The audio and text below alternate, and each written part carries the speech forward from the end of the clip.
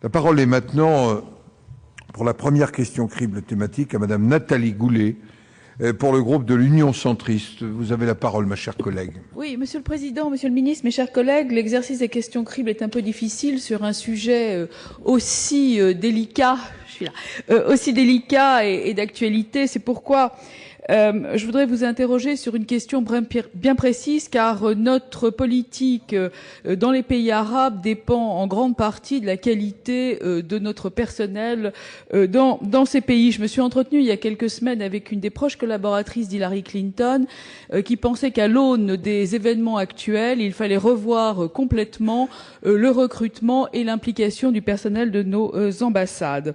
Vous savez, Monsieur le Ministre, que de très nombreux postes sont pourvus par des gens qui ne parlent pas la langue du pays. Je pense notamment en matière d'attachés culturels, en matière de coopération. Je crois que là, nous avons de très grands progrès à faire. Le récent attaché de presse dans une ambassade des pays du Golfe, ne parlant ni arabe ni anglais, interdit tout contact avec ces populations.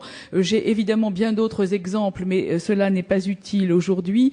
J'aimerais savoir, Monsieur le Ministre, quelles mesures vous comptez prendre pour revoir ces erreurs de casting dont notre politique étrangère et dont notre pays n'a pas les moyens. Je vous remercie.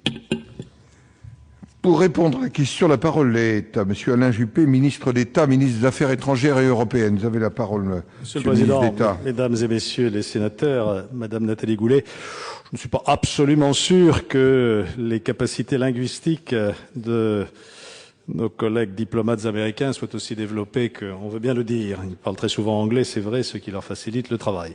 Je peux vous assurer que dans notre politique de recrutement, nous essayons d'adapter le plus possible les profils et les postes. Je voudrais simplement vous rendre attentif au fait que le taux de rotation au sein du ministère des Affaires étrangères est l'un des plus élevés qu'on puisse imaginer, non seulement dans l'administration, mais tout simplement dans la société française, puisque un tiers des agents titulaires et assimilés de mon ministère changent chaque année d'affectation. Vous voyez que ça tourne très très vite.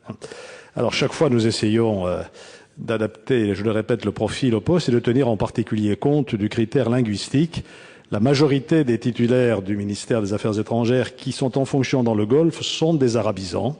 Je peux vous en donner quelques exemples. En Arabie Saoudite, l'ambassadeur, le numéro 2, le conseiller de coopération et d'action culturelle, le chef du service common de gestion, le consul général à Jeddah et son adjoint sont de parfaits arabisants.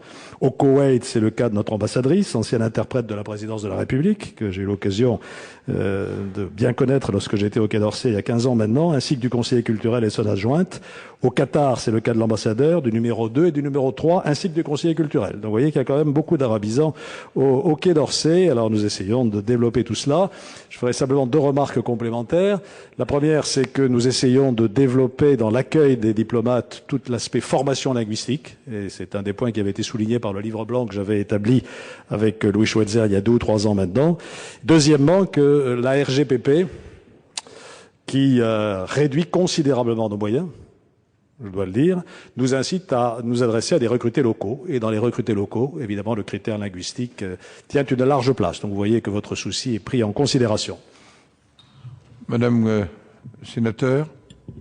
Oui, c'est pour ça qu'une mise au point et une mise à jour des connaissances est nécessaire. Et moi, je me félicite de cette réponse qui a évolué au fur et à mesure des questions que je posais depuis des années. Mais en ce qui concerne le collaborateur d'Hillary Clinton, elle m'indiquait elle-même qu'il y avait des efforts à faire de son côté. Donc, nous travaillons dans le même sens, dans l'intérêt de nos pays respectifs et pour une meilleure connaissance des pays dans lesquels nous sommes implantés et dans lesquels nous avons énormément de travail à faire s'agissant de ces pays qui ont une attente de la France très forte. Je vous remercie, Monsieur le Ministre.